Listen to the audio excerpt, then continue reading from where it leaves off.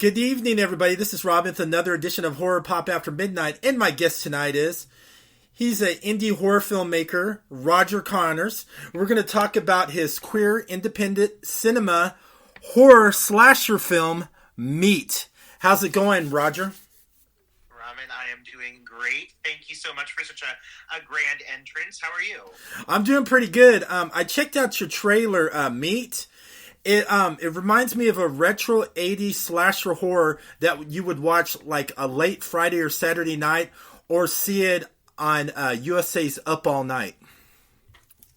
That's exactly the vibe we're going for. Like, really the goal with Meat as a piece of queer cinema is to kind of flip the classic formula of the late night slasher, which is, heavy emphasis on women, lots of gratuitous female nudity, objectification of women, and of course you have to have a killer with some great gore and a killer that's memorable. And so we want to take all those elements and just set it for a gay male gaze instead of a straight male gaze. It's now objectifying men. All of the women in the film are presented in like a very empowering manner, but there's no female nudity. It's all male. And we're really just leading into that. All of the tropes that you would expect from those classic 80s gritty direct-to-VHS slashers, like that's the vibe we want to give to audiences today. Also in the film, you got Caitlin Newberry. I love her to death. I just had her on my podcast because she's getting ready to do a film called The Virginia Bitches. I can't wait. So, was she your ideal character for this film? So, when I was finalizing like the plan for the script that did become Meat, and I brought on my executive producer and co-writer Zach Schilbacher. He definitely had some input on the characters, and we consolidated a lot of them together. But a few of them we were writing towards certain people who I wanted to involve, and I was really steadfast about involving Caitlin because she did move to Atlanta. Since I started working on the film and so forth, she moved to Atlanta. She's pursuing a career there. She's doing really well for herself. Obviously, The Virginia Bitches looks fucking amazing. So she's just like hitting it, and I was like, gosh, I really want to get her in one film of mine before she gets too big to want to do it. To do like an indie level movie, because honestly, I think she's gonna transcend to that next level of success and stardom. So luckily enough for me, she was willing to do it, and I got her, and we were able to work her, into our schedule, and get her involved. And I'm really lucky because Caitlin is genuinely blowing up. I couldn't be more proud of her, and I'm so happy that I was able to involve my best friend in this film, because this film means a lot to me, and she means a lot to me. So it's really exciting. Yeah, I'm looking forward to seeing what Caitlin does next. After when I first met her, so I'm looking forward to see what other great films. And you're right, I have a feeling she's going to be a breakout star. I could just feel it right now. I just know. I was really lucky with Meat in general because I had a really strong cast, and I'm an actor's director. I like working with my talent, and I like getting them, comfortable with their characters. I don't just throw something at them and say, okay, let's record it. I like to really take a lot of time to base in those characters. And Caitlin is one of those skilled actors I've ever worked with. And so having a chance to work with someone who can perform on that caliber, like the performance she gives, and honestly everyone in this film gives, truly, because I think we have some exceptional actors, but the performances in this film are incredibly strong, and she has several scenes that I think are genuinely some of her best scenes that I've seen her perform to date, and I'm very lucky to have her talent in my film. Also, you got a martial artist on your film too, Matt Cain, who plays Vinny the Meat. I like that name, Vinny the Meat. It's just so original. Well, so I mean, his character Vinny is a cam boy model, and this is one of his story arcs. He's a character who's heavily exploited over the course of the film because he is, dipping into the porn industry, and this is a queer slasher. We want to explore all elements of LGBTQIA plus lifestyle, and that also includes some of the grittier aspects. And so the sexualization and so forth, it just lent to that with this character. And Matt Cain really, I mean, he surpassed my expectations. I mean, the level of comfort and talent this guy brought to this role, but also just the things he does in this movie, kudos to him. He's such an incredibly talented actor and an amazing stunt choreographer and martial artist, and we get to see just a glimpse of that in Meat, but you do see some of his physicality in this film, and it's actually extremely impressive. But yeah, he's fantastic. I think this role is honestly going to be a breakout role for him because his character is so memorable. You're going to love Vinny. I really think you are. Now let's talk about our serial slasher killer, the Stud. So what's his origin, the Stud? I mean, the Stud, honestly, the aesthetic from the Stud came from me wanting to incorporate some of the like harder like leathers and spiked, that vintage kind of look of almost like a Billy Idol.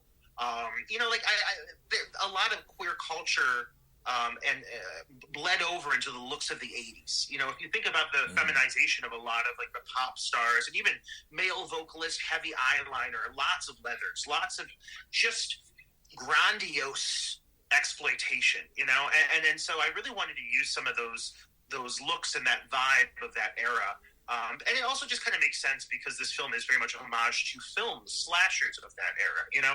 I honestly, like, I ordered this amazing jacket, this custom made jacket, and I knew that was going to be the piece we were going to work around, and everything else was just rubbers and vinyls and bringing the right fabrics together to give this form a really intense silhouette that also catches light in a really very camera-friendly way. I mean, this costume, aside from him just looking like a badass because he's covered in spikes, like it's such a fun entity to film because every light flare, it's just blasting off of the silver metal spikes. It really makes for a very beautiful killer. So I'm excited for slasher fans to see the Stud in action because aesthetically, I think he's really striking.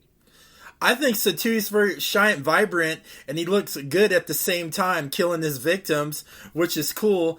And how does he see through that studded mask with all those studs? He doesn't. I mean, honestly, like the poor guy. I mean, technically, like the lead actor that plays the Stud is not the actor that is revealed to be the killer. Like, I mean, we do have a body double specifically for the Stud, but we technically have 5 body doubles because there are different actors who are used for different moments. There's an actor who plays the Stud who is just him in certain silhouette forms because he looks really lanky. There's another one who does all of his fight choreography because it's more physical. We had several different body suits, some different fabrics, so the killer can move in different ways.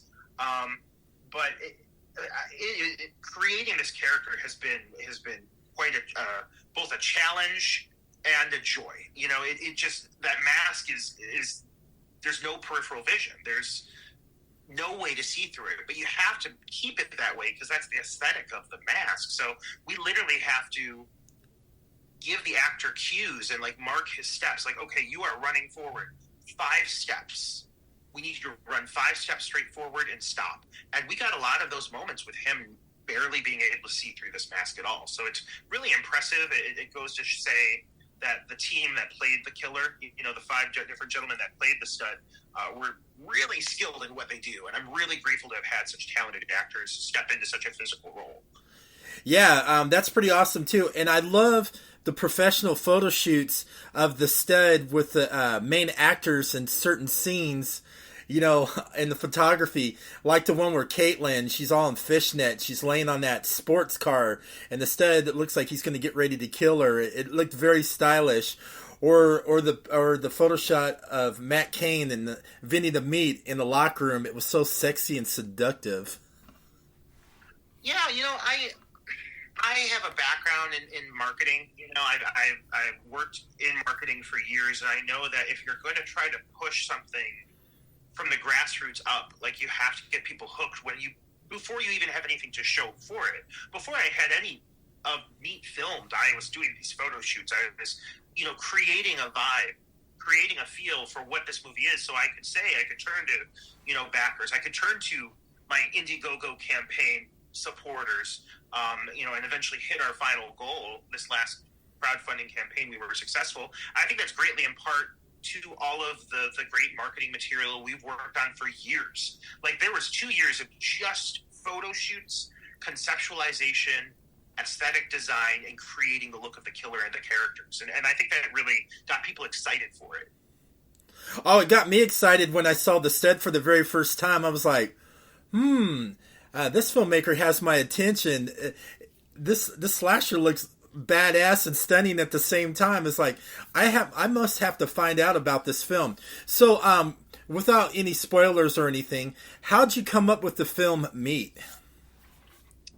So I'm a queer.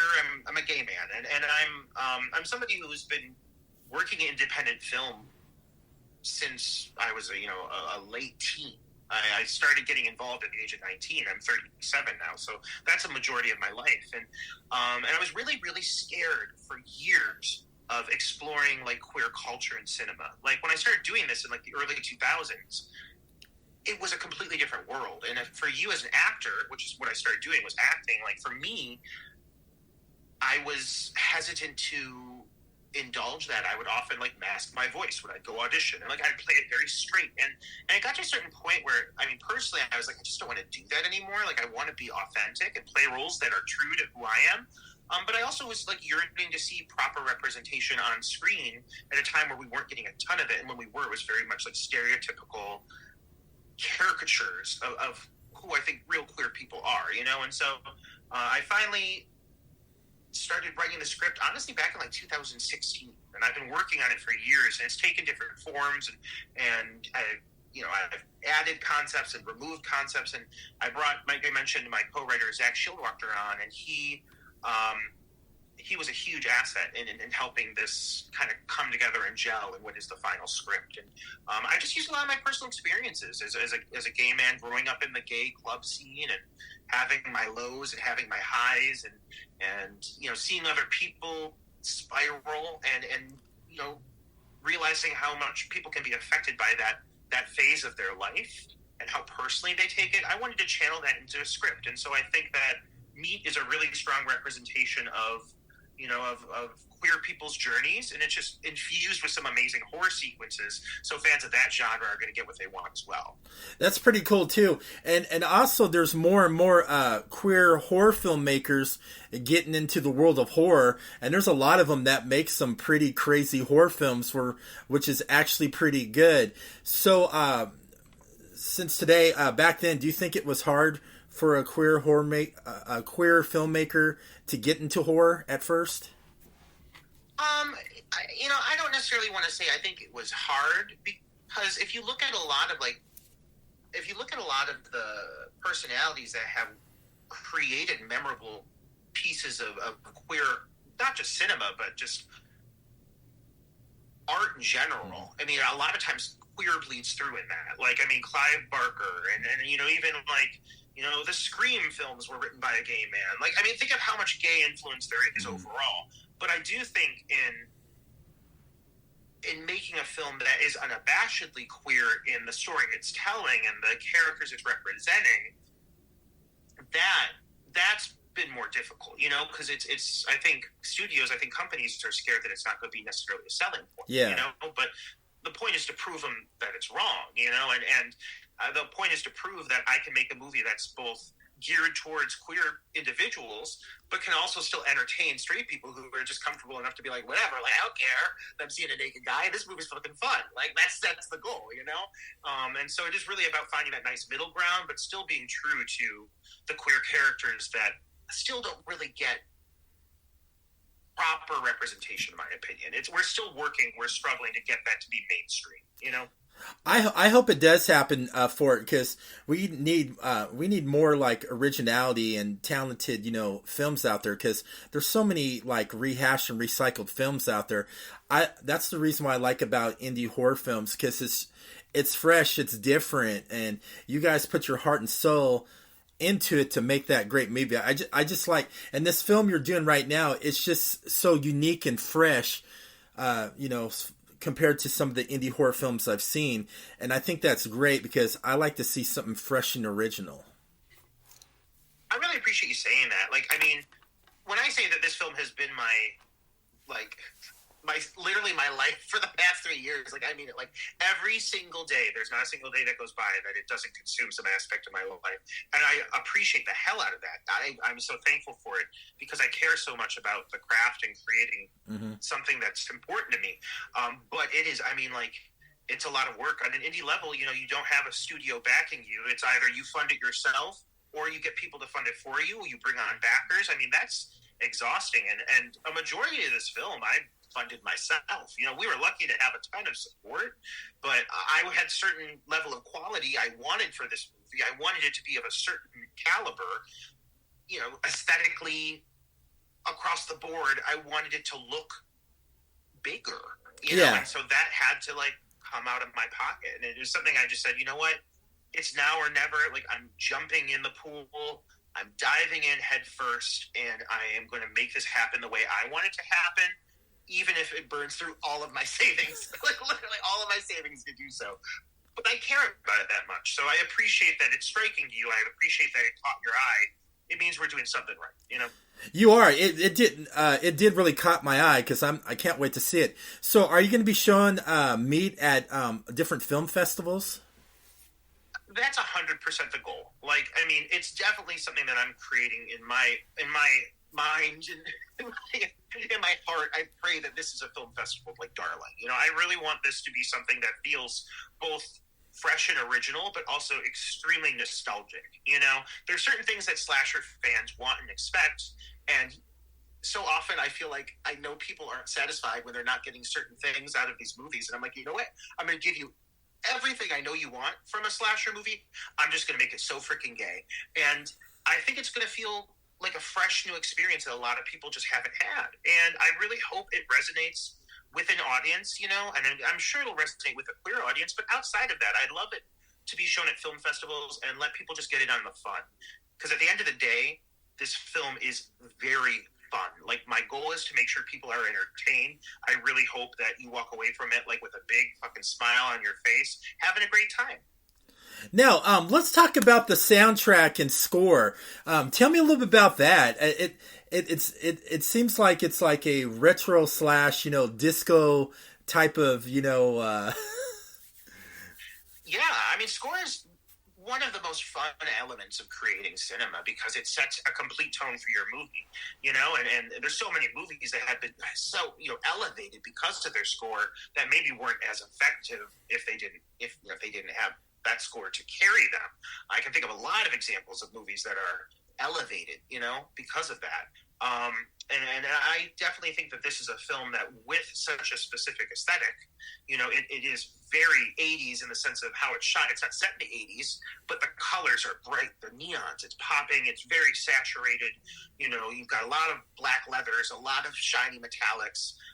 And so we were like, you know, with this visual like that we're trying to present here, we have to find a sound that meshes. And so we really were trying to lean into like a heavy synth 80s, like, you know, synth pop infused, but also some like rock elements. Like, there's a lot of like hard metal sounds in this as well, and it blends together in this really great, just like you said, like disco, like think like 80s club scene, like New York, or even think like Euro. There's some Euro influence as well bleeding into that. That's our goal with the score. And then the soundtrack, we brought in a ton of amazing queer artists. You know, this soundtrack is really heavily queer. And actually, I think there's only one track that is not by a queer artist. Everything else is. And it's really just something beautiful that's evolved. There's something filled with, just brimming with great talent. So I definitely encourage, you know, artists like Tosca Bear is on the soundtrack, and he's a great queer, like kind of synth pop, very, very cool sound. And I was just like, I want to get this involved. I'm so lucky that he came on board. There's, you know, Anthony Cavada, who's in our film, who's an amazing pop artist. He has a great track in our movie as well. So I'm going to be very, very much pushing the artists that are on the soundtrack, because it's just music I want to listen to. Like, outside of being in my movie, I could sit down and listen to the soundtrack and be like, God, this is like a playlist that I would want to have on repeat. It's great. It's one of my favorite aspects of the movie. I'm also part of the main characters too. You also have C.K. Still. How did he become part of the film? I've known C.K. since he started acting in Cleveland. And C.K. and I have a very fun friendship that's, you know, endured through a whole lot of stuff. And he's been working his ass off ever since I've known him. I know there's one thing he wants in his life, and it's to do this. And He's really, this last couple of years, he's gone and like pursued that, and I've seen him grow as an actor immensely. And I was really lucky to like capitalize on the last kind of chunk of time that he was in Cleveland, actually carrying over into his inevitably moving to Los Angeles, where he is now residing. So I did have to bring him back a couple times to get some of our additional work done here. But it was so worth it, because honestly, he brings such like a grittiness to the character that could have read, I think, if portrayed certain ways, could have read maybe a little melodramatic. But there's some moments with this character that feel really, really natural and really human. And that's just because CK is such a strong actor. I knew I wanted him in this film for years, like honestly. And when I knew I wasn't going to let myself play this role, because I'm never directing myself again, it's a nightmare. I was like, okay, but I need to think of someone who I think could really handle this part. And I knew he could, but he significantly exceeded my expectations. Like, I thought he was going to be great. He's phenomenal. And I just couldn't gush about him more. And then also in the film, too, you also have a police officer that's on the case, too. He looks like a pretty smooth cop. George Chudy. George Chudy, I've also known for years. A lot of these actors are Cleveland-based. Like, I mean, that's where I'm from. I'm from Cleveland, Ohio. And there's a few people we brought in. Like, we flew in Pandora Box from Drag Race for a cameo. Caitlin came in from Atlanta. But overall, most of the actors are Cleveland area based. George, I've known since I started doing this shit. He's been in the game too. He's been making movies since probably the late 1990s, maybe even. We're going back. And he's awesome, man. He's so talented, and I've worked with him on a ton of projects. He's not queer, but he has a sibling who is, and he's just been really, really amazing about that. And I watch as a bystander, and I appreciate that.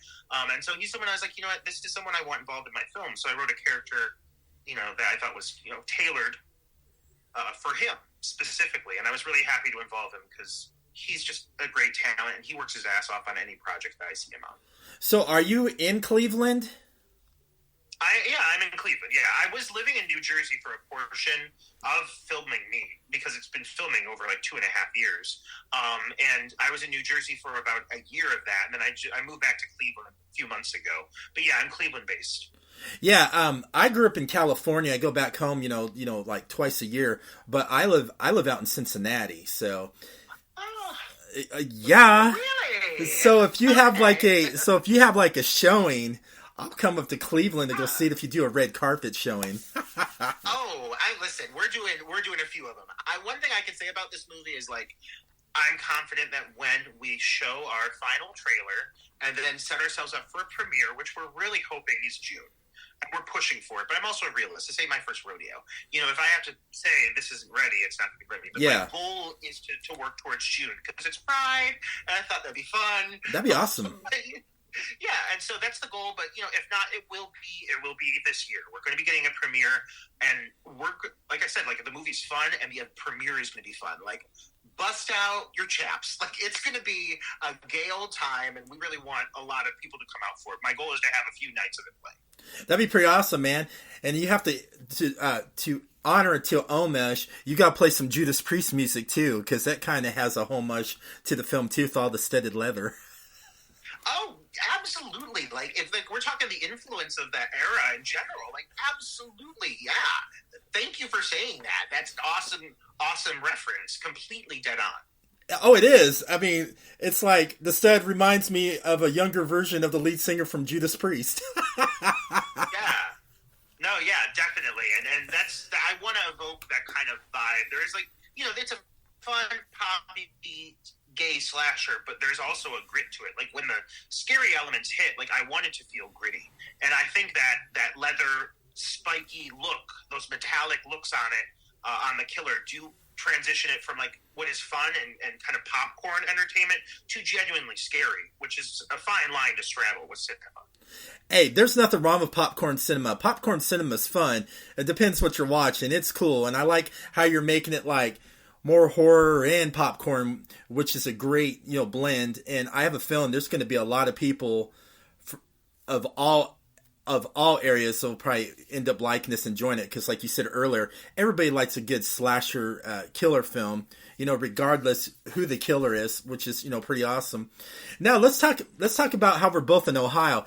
Do you think indie horror is really big in Ohio? It seems like that to me. Ever since I started doing it, like I said, back in like 2004, 2005, like around then, like the first project I did right out the gate was indie horror. Like, and it was just always been there. There's always been a horror movie filming somewhere, at least around somewhere in the Midwest. And now, like, filmmakers, there's so many more of them because of the advancements of digital technology and like what cameras can do now, which is crazy and nothing like it was, again, like 20 years ago. Mm-hmm. The opportunities for people to make film, to make cinema, are just that much more bountiful. But yeah, like Cleveland definitely has a great film scene. Been working with people in this film scene since I started. Like, this is where I got my roots rooted in film, and I'm really grateful for what I've taken away from it. I think that even like you look at like Pennsylvania, like Pittsburgh is another really big. They're big film hub. Yep. Yeah, so I think it's the Midwest in general. I don't know. Maybe we're just more.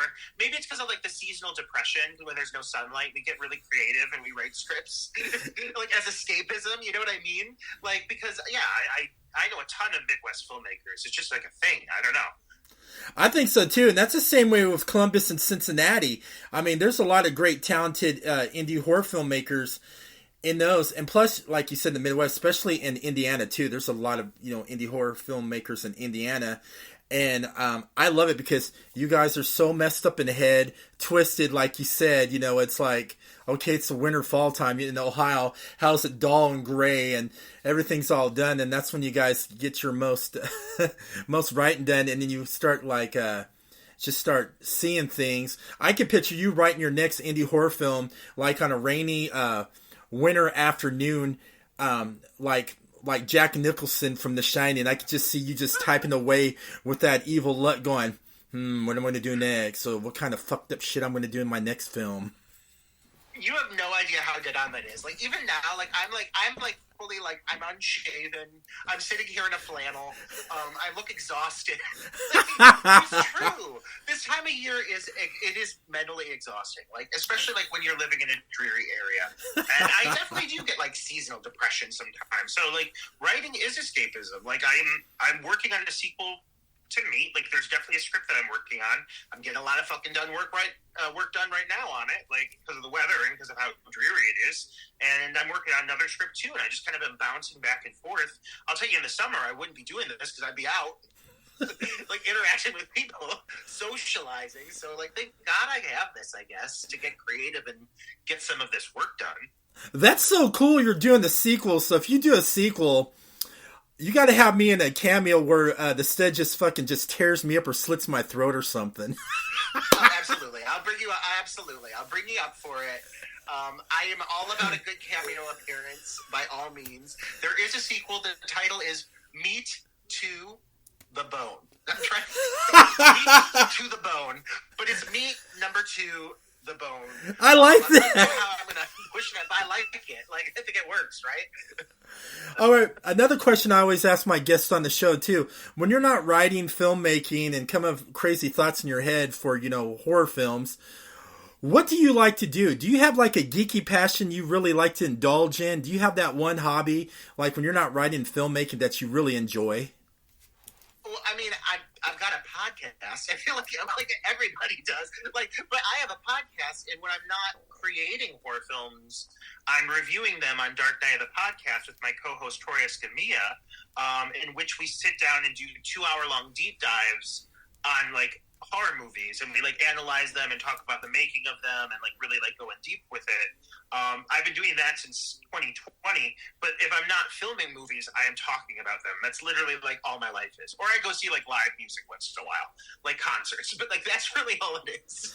I'm definitely going to check out your podcast because I'm a supporter of fellow podcasters out there.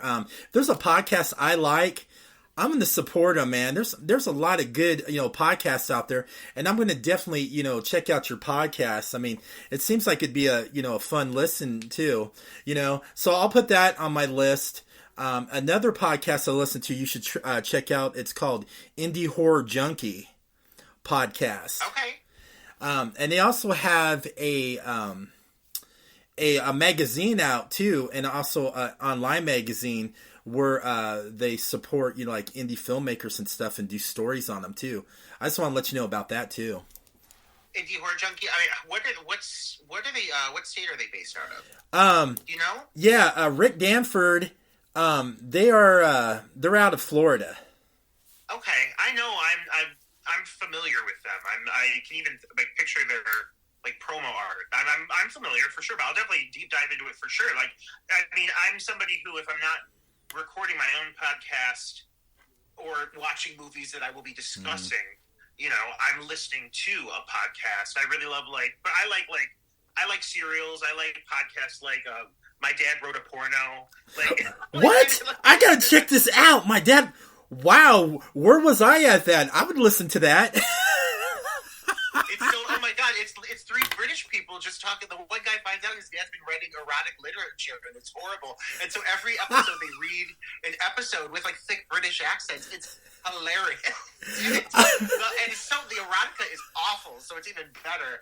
Oh my, listen to it. It's so good. I gotta check this out. This is intriguing. I gotta listen to this because I like British dry humor too. I gotta listen to this, man. It's the best. You are gonna message me and you're gonna be like, I'm gonna thank you for that. If there's one thing you take away from this podcast episode, it should be My Dad Wrote a Porno. Yeah, I'm like you. If I'm not podcasting, I have a regular job, of course, but I watch tons of film. I go to different red carpet events, different film festivals, and I'm always busy. And I'm going to tell you something funny. There was a couple of people that hit me up. It's like, you're always busy. It's like, do you ever get laid? Someone said that to me. I was like, I am also very busy. I'd be like, that's a bold question to ask. Yeah, 3 different people. Oh my God. Yeah, 3 different people asked me that, and I couldn't answer that. I was like, and my mom was like, I'm not going to answer. Listen to my podcast, I guess. That's a good segue, I guess, right? It's like, oh wow, that was just so funny. I was just like, oh my gosh. Oh, it was just crazy. I just rolled my eyes. I was like, oh, I'm going to get off social media for a little bit, man. I got to clear this through my head. Yeah, social media can be a rough go once in a while. I definitely I go on autopilot sometimes. Yeah. Promotions, because I'm constantly promoting my podcast. I'm promoting Meet the Movie. I'm promoting myself, I guess, as an actor. But sometimes it's just oh my God, every day, I'm just consuming media constantly, and everyone's got an opinion about it. Mm-hmm. It's a lot. It's exhausting, and I'm part of that too. I oftentimes will be like, oh, here's my thoughts on the movie, and nobody asked for it, but I'm going to share it anyway. So I don't know. I think we all need to unplug sometimes. For someone to say something like that to you is shitty. Yeah, I think that too. And everybody has their taste of film and how they review and critique films. I like to go more like the easy approach, how I review and critique if I like it or not. I like to do it as like I'm a film goer leaving the movie theater, how a film goer would think or how they would write a review instead of being real professional and critique-ish. I like to do it from the eyes of a film goer. I really enjoy doing reviews that way. Yeah. I mean, I think obviously, I run a podcast. I'm very opinionated about things, but I think that there's a right way and a wrong way, I guess, to talk about things. I'm never trying to personally attack somebody. Credit to anybody who's going to go out and make a movie. I mean, my God, it is a lot of freaking work. I've never done anything more exhausting in my life. But yeah, I try to be fair. I don't know. You seem like you try to be fair too. Oh, I do. But another thing I learned too, especially in indie horror, you can be honest of what you don't like about the film and what you like about it, but you should never slam an indie horror filmmaker's film and say it sucks and it's garbage like that. Because, like you said earlier, you don't know what they went through to write that, to film it. To them, that could be like like a piece of treasure to them than somebody else.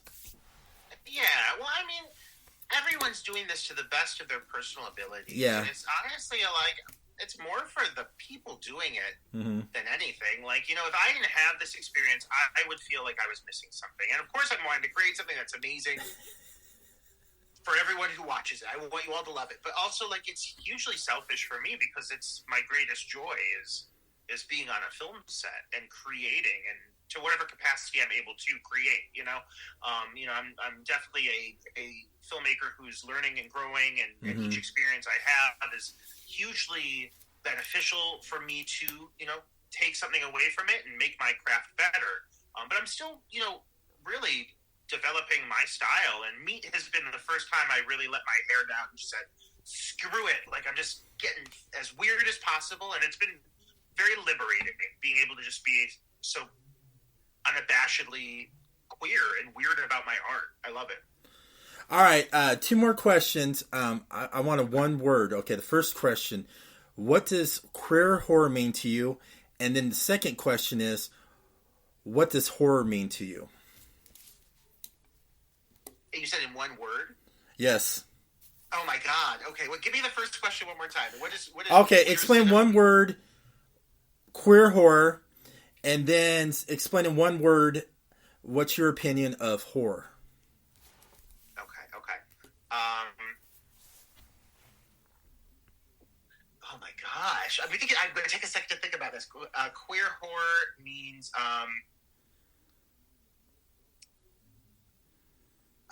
I guess the first word that comes to mind is outlandish, because it's like it's pushing a lot of boundaries. Okay. And being unabashedly itself, Okay. And then in one word, what does horror mean to me? Yes.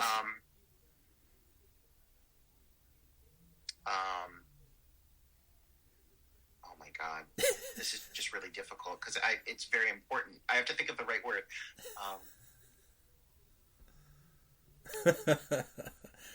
Oh my gosh, what does horror mean?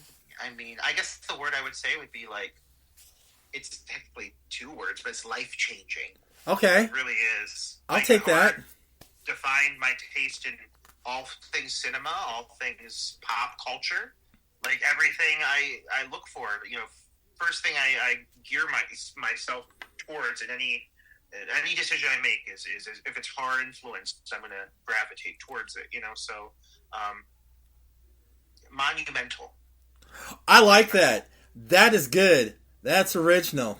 Now, where can everybody find you on social media, and also check out and support Meat? Yeah, thank you for asking. So we still have an Indiegogo that's running at this point. It did wrap, but we are still running our.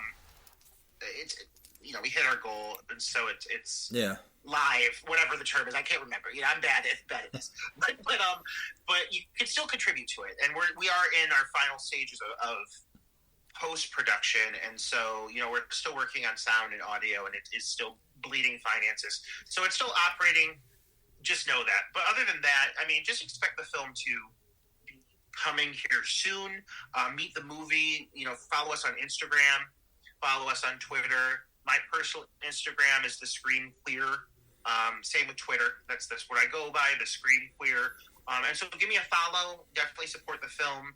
And we're going to be dropping some media pretty soon. I'm watching a cut of the film. Nice. Literally next weekend. So I'm really excited to have some stuff to show here soon.